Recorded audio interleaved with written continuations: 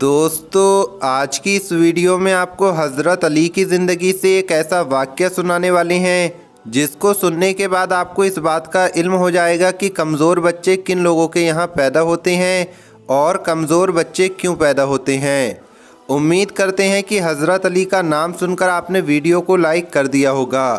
दोस्तों, अक्सर लोग ये सवाल करते हैं कि दुनिया में बहुत सारे बच्चे कमज़ोर पैदा होते हैं। पैदाइशी तौर पर माजूर बच्चों में नुक्स होता है, उनकी रूह में कमी होती है या माँ बाप के अंदर कोई कमज़ोरी होती है। अगर कोई बच्चा दूसरे बच्चों से कमज़ोर लगे तो इसकी क्या वजह है। अगर माँ की कमज़ोरी की वजह से बच्चे में नुक्स होता है तो बहुत कमज़ोर या बीमार माँओं के बच्चे फिर सेहतमंद पैदा क्यों हो जाते हैं। ऐसा भी होता है कि माँ हड्डियों का ढांचा होती है और बच्चे खूब मोटे ताज़े तंदुरुस्त होते हैं। दोस्तों, आज की इस वीडियो में आपको एक ऐसा पैगाम देने वाले हैं जो आपको इस सवाल का जवाब भी बता देगा और आपको एक ऐसा पैगाम मिलेगा जो आपके लिए समझने के काबिल होगा। दोस्तों, वीडियो में आगे बढ़ने से पहले आपसे एक छोटी सी गुजारिश करते हैं कि अगर आपने अभी तक हमारे YouTube चैनल को सब्सक्राइब नहीं किया है तो सब्सक्राइब करके बेल आइकन ज़रूर दबा दें। तो चलिए वीडियो शुरू करते हैं। दोस्तों, एक बार का जिक्र है कि एक जवान लड़की की शादी एक बूढ़े मर्द से हो गई। जब उन दोनों की शादी हो गई और वो दोनों एक दूसरे के करीब आए, उनका मिलाप हुआ और जिस्मानी ताल्लुक़ कायम हुआ तो उसके बाद उस बूढ़े शख्स का इंतकाल हो गया, यानी वो फौत हो गया। क्योंकि उन दोनों का मिलाप हो चुका था इसलिए वो जवान औरत हामिला हो गई और जब चंद महीने बाद उसका बच्चा पैदा हुआ तो ये सवाल उठने लगा कि वो बूढ़ा शख्स तो शादी के वक्त ही फौत हो गया था, फिर ये छोटा बच्चा आखिर किसका है। उस बूढ़े मर्द की पहले भी एक शादी हो चुकी थी और उस बीवी में से भी उसको औलाद मौजूद थी। जब वो बच्चा बड़ा होने लगा तो अब फौरी तौर पर उस लड़के ने इल्ज़ाम अपनी सौतेली माँ पर ये लगाया कि इस खातून ने जिना किया है और ये बच्चा हमारे बाप का नहीं है, ये उस शख्स का बच्चा है जिसके साथ इसने जिना किया है। उसकी वजह शायद ये थी कि वो ये नहीं चाहते थे कि उस बच्चे को विरासत में से कोई हिस्सा मिल जाए या इसको दुनिया हमारा भाई तस्लीम करे। दोस्तों, फौरी तौर पर ये इल्ज़ाम आयद कर दिया गया कि ये बच्चा हमारे बाप का नहीं है, हमारा बाप तो शादी के वक्त ही इस दुनिया से रुखसत हो गया था। ये बच्चा किसी ऐसे शख्स का है, ऐसे जवान मर्द का है जिसके साथ इस औरत ने जिना किया है। दोस्तों, अब ये केस उस वक्त के खलीफा हज़रत उमर के पास ले जाया गया और उस लड़के ने हज़रत उमर को बताया कि मेरा बाप तो शादी के वक्त ही फौत हो गया था, इस खातून ने यकीनी तौर पर किसी के साथ जिना किया है और ये बच्चा जिना के नतीजे में ही पैदा हुआ है। अलबत्ता मैं उसको अपना भाई तस्लीम नहीं करता, ये मेरा भाई नहीं है। दोस्तों, वो लड़का अपने गवाहों को भी साथ लेकर आया था और हज़रत उमर ने गवाहों के बयान पर ये फ़ैसला सुना दिया कि वाकई ये खातून कसूरबार है। गवाह भी यही कह रहे थे कि शादी के फ़ौरन बाद ही वो शख्स फौत हो गया है और वो बेटा भी बार बार यही इल्ज़ाम आयद कर रहा था, इसलिए हज़रत उमर ने ये फ़ैसला सुना दिया। लेकिन दोस्तों, हज़रत अली वहाँ से गुज़र रहे थे और आपके पूछने पर सारा माजरा आपके सामने बयान कर दिया गया।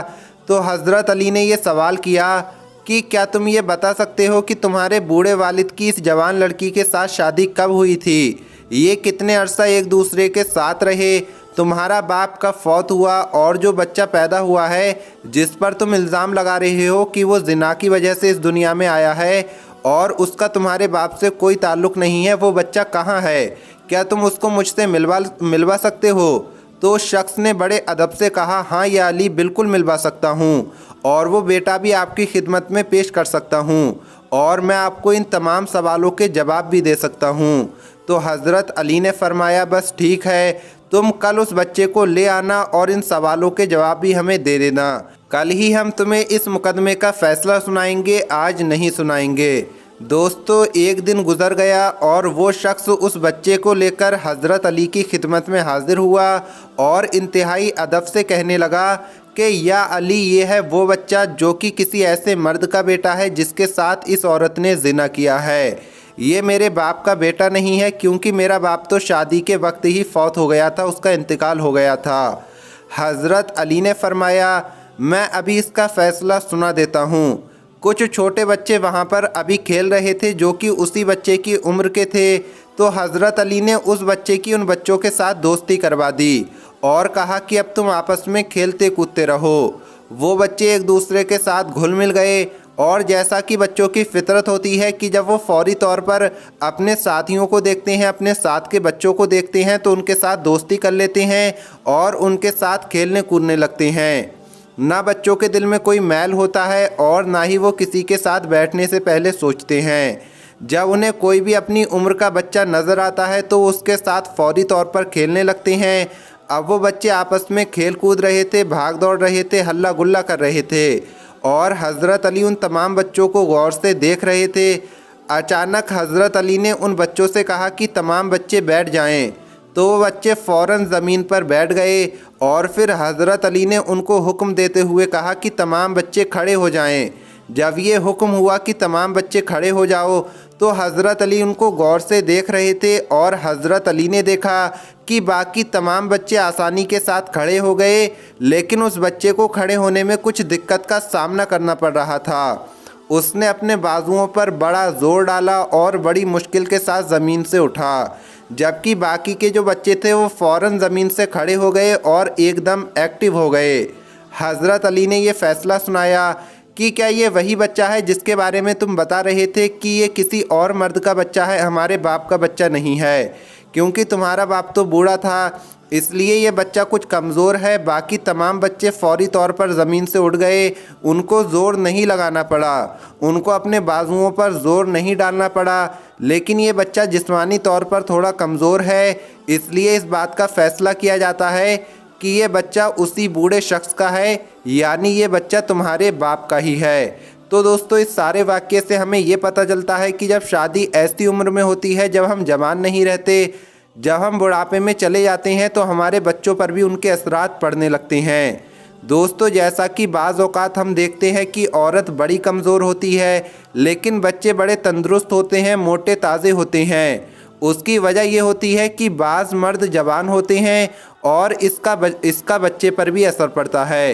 प्यारे दोस्तों, हज़रत अली ने सारे मामले को देखा और अपना फ़ैसला सुना दिया कि जिन लोगों ने उस औरत पर तोहमत लगाई थी और कहा था कि ये एक जानिया औरत है तो वो लोग गलत थे। तुमने एक नेक और पाक दामन औरत पर ज़िना का इल्ज़ाम लगाया है, इसके पीछे तुम्हारे अपने मुफादात हैं और ये तुमने बिल्कुल गलत किया है। दोस्तों इसी तरह से हज़रत अली ने उस केस का फ़ैसला इंतहाई दानिशमंदी आसान तरीके से सुना दिया और जितने लोग वहाँ पर मौजूद थे वो दंग रह गए। इतनी दानिशमंदी, इतनी दानाई अल्लाह ने ख़ास तौर पर हज़रत मौला अली अलैहिस्सलाम को अता फ़रमाई थी।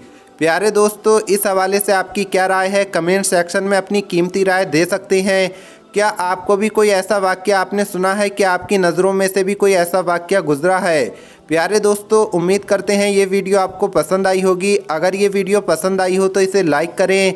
मिलेंगे अगली वीडियो में। अस्सलामु अलैकुम, अल्लाह हाफिज़।